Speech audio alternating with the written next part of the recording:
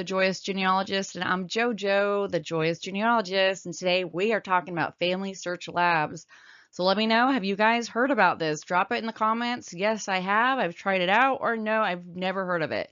So this was just released at Roots Tech at the end of February, beginning of March. And what it is, it's experiments inside of FamilySearch that we get to try out before they are released. So it's new potential site features that the developers are asking for our feedback on. So it allows us to see what's being worked on before it's even released to the community. It's a complete experiment. So some things might not function correctly, and it's not guaranteed that they will. So don't get frustrated because remember, it's a beta test. So experiments are what they are, right? They're experiments. So I think it's a really cool idea that they're doing this and giving us the ability to give them feedback. I mean, they really want like your input and ideas. So not only just your input on how you enjoyed the experience, but how can they better improve this experiment and these tools within labs for us. So I love that they're sharing it in the wild before it's fully released to the community. So it's basically, just remember, it's in beta testing. How it works is you choose which experiment you want to try out and you just toggle it to on, and I'm going to show you how to do that. Or if you don't want to use the experiment anymore, you can just toggle it to off. So just keep in mind that they are going to be buggy. They're not always going to work 100% of the time. So how do you get started? It's easy. All you need to do is go to familysearch.org/labs, or you can just log into the FamilySearch website and go to your home page, and it's going to be right there on the home page on the right hand side. So let's get to it and show you where that is located. All right, so once you get logged into familysearch.org, you are going to scroll down, and on the right hand side you're going to see a bunch of tabs, and FamilySearch Labs is going to be right there. You might have to drop down that little arrow, open that up, and see the View Experiments tab. Once you click on that, it's going to show you all the available experiments. We just got the new analysis view, merge analysis view from on Saturday, brand new, launched. And then we have expand your search with full text, family group trees, and then AI search and together by FamilySearch, and then profile quality score. So today we're just going to talk about the merge analysis view and expand your search with full text, because those two alone are going to take enough time to just go through, and we'll include the group trees and together by FamilySearch in the next video coming up. So we can really just focus on these. So I'm so excited. This is exciting. So let's talk briefly about Merge Analysis View. This was, like I said, just launched on Saturday. So when you get here, you just want to click on the Try It button there to try it out. And then this is the page it's going to show you. And so basically, I mean, there's not a whole lot to this, at least not yet. I don't know if they're going to add more to this experiment, but basically, a merge analysis view is understanding the nuances of a merge from a tree person's change log. And so you can see like the roots, like when somebody has had lots of changes and gotten mixed up, like it's just a mess, right? It's just a mess. So this new analysis is going to help us understand what merges were made, what changes were made due to those merges. It's going to help you key in on those changes. So the key details, it says here, only available for merges that happened since August of 2016. So you need to remember that anything prior to 2016, it's not going to have any information on. So viewing some merges may result in feelings of frustration. So they're warning you, like, you're going to see things that are going to frustrate you. That if you see something that was merged and you're like, that should never have been merged, you might be frustrated, right?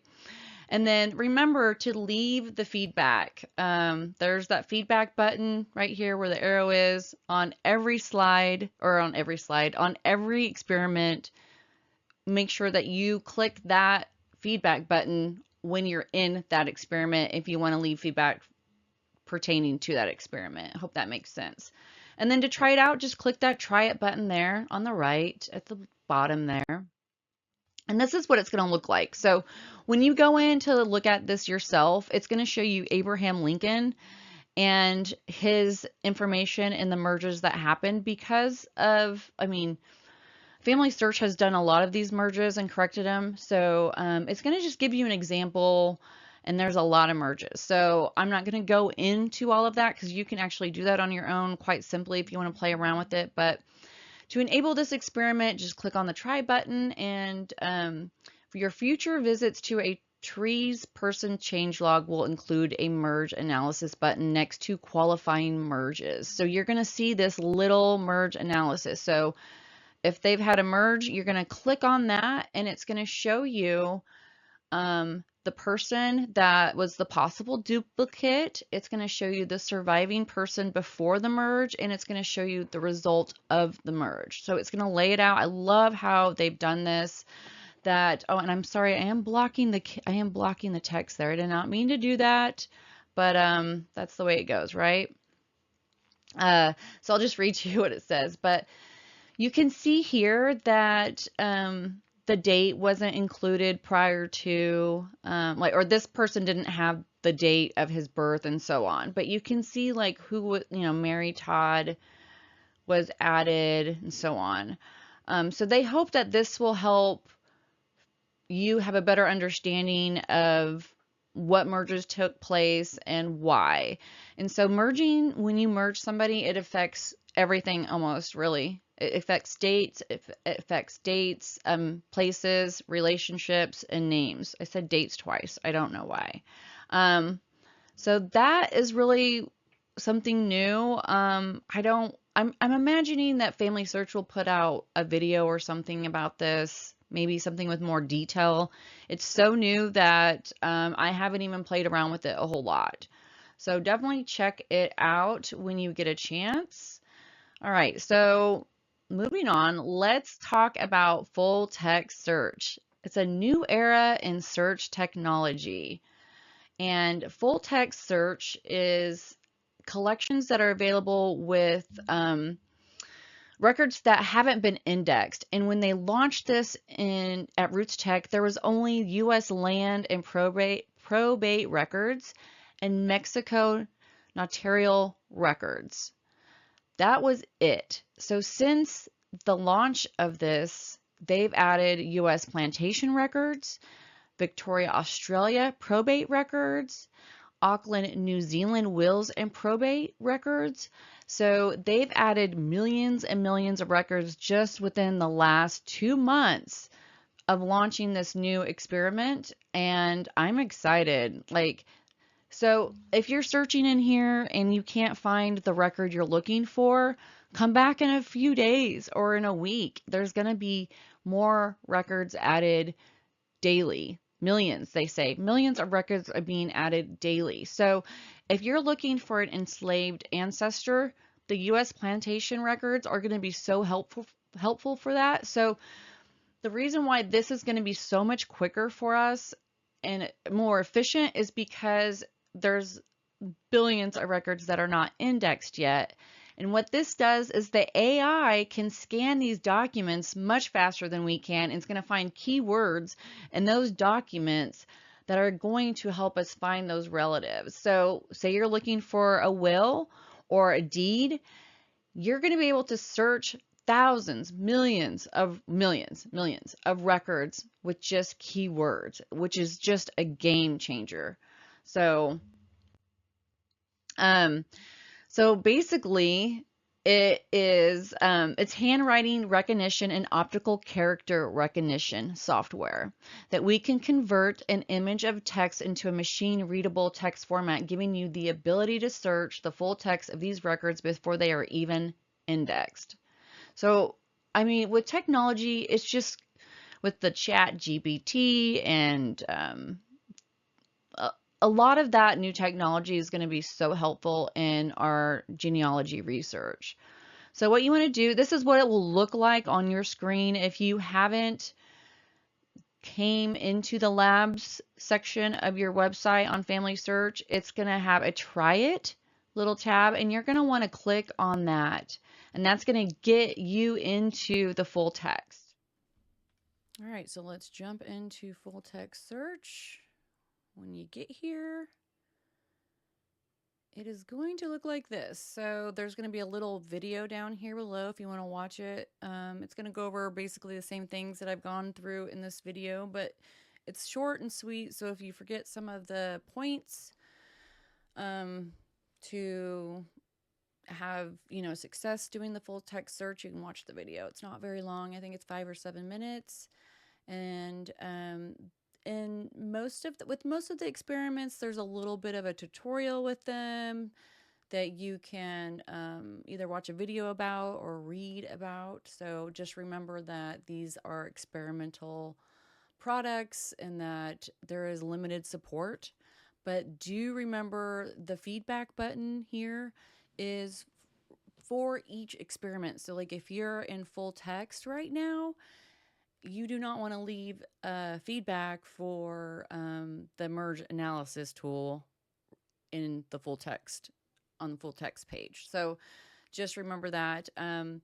The feedback button is only for the experiments in the labs. So if you're on a different page with there's a feedback button that's for regarding that page or for something else in FamilySearch. So I hope that makes sense. I was trying to explain that. So what you want to do is go ahead, you can come down here and you can click more options if you want to search by ancestral name, if you want to search by, wills and testaments or deeds by area, you can type that in there.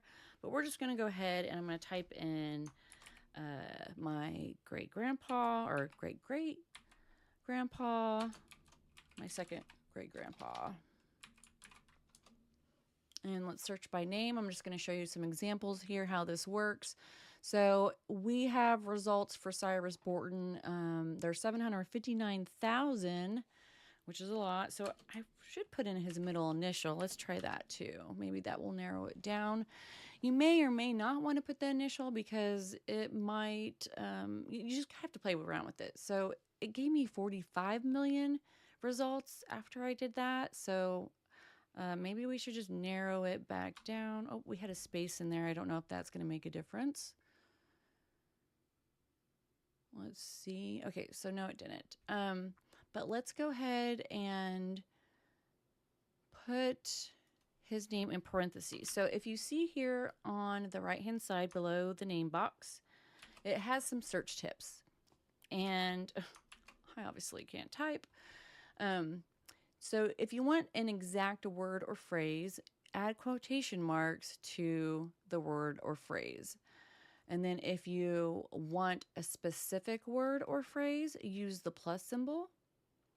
For example, it shows you. If you want to exclude a specific word or phrase, use the minus sign. And if you want to use the question mark, now these are all wild cards. A question mark symbol is going to give you options for a term, like a word that could have different spellings. So like Jensen with an E or Jensen with an O.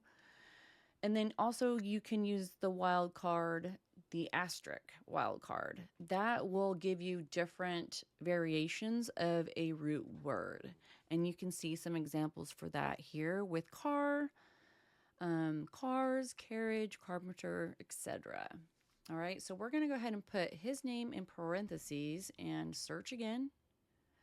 And it took it down from 45 million to 8. All right, so that's a pretty big difference. Now, let's see what it looks like if we delete the W. Now we get 13, so that gave us 3 more search results, which is good. And you can tell I've searched through these because they're all marked red. So once you've seen a, you clicked on a link, it's gonna pop up red instead of blue. Otherwise, it will be blue. And so you can tell I've searched through some of these. And you can also search by place if you want. But I mean, I narrowed it down with just his name. It's not a super common name, but you could also search by place. If you want to, you can also come over here to the filters. Now, the filters are really, really helpful, and you can search by place this way. So go to the United States. I know he lived in Ohio, so let's find Ohio. Perfect. And then it also will give you the county. So we know he was in this particular county, and I'm going to click apply. You could click Salem also if you want, and apply that. If I didn't click, it's going to be more specified to Salem. It narrows it down even more. So otherwise it would just have searched all the counties in Ohio, if that makes sense. And so now we have 21 results. So we gave ourselves a few more results, and you can see that I have not searched through these currently. So there's all kinds of records. You can also search by year. So I want to search by 1800. So I'm just going to keep it apply 1800s. I don't want to search by the 1810s or 20s and so on. And that gave us 15 results. You can also filter by collection. Okay, apply that. And then you can also search by record type. So church records, genealogy, legal, vital. So we're going to apply all those. Oh, this is really neat. So it's showing me like a church record. We can continue adding more records. Or is that just going to account for the same? It looks like it's just going to account for the same. Okay. Now, if I wanted to broaden that or add more search results, I could delete and remove some of these search results, these filters, I should say, to see what we come up with. So what I want to do is I want to look for something with a record with his brother in it. So I'm going to add the plus there. And I might, oh yeah, so here we go. Here's some with Horace Potter, and I'm not sure this is him. So let me, because his last name is Borton. So if we put Borton, sometimes that's helpful, sometimes it's not. Let's try it with a plus sign. Now, you really have to play around with this because you're not going to always get the same result. And you can get better results with just the way you reword things, how you place them in there. Here's Summer Borton, William Borton. Okay, so I want to go ahead and remove his name. I'm going to do the search again. And I'm going to remove this. I'm going to remove that filter. I'm going to add the year, 1900s. Okay. Now we have 13 results. I'm back to kind of where I was. And I think the record that I want, so here we go. Cyrus W. Borton there, but Ellie Wallace, I'm not sure who that is. Here's a deed. Okay, here's one, Horace P. Borton. So it searched Borton and Cyrus. And there's his brother. Most likely. So let's click on this one. So I found this mortgage record. This is actually their mortgage record, and I can tell because it says his name right here. Okay. And so what I can do, if I want to, let me show you what you can do with this now. Let me zoom out a little bit. So this is the full transcript, which has a lot of mistakes in it, but it did pretty good considering the AI. It's only going to get better. So if you want to, you can see where all the names are highlighted. Here's Phoebe Ann and Cyrus. So we know I know that this is his record because I know that's my grandma's name, that's his name. All right. So what we're going to do is you can download and save this image if you want to. And what it will do is you can save it to a JPEG. And you can actually save that to your file. And then you could also save this link to this and save it over in Ancestry to his profile. So I'm going to copy the URL. I take it over to Ancestry. There he is. And going to save it. Add a web link. Paste.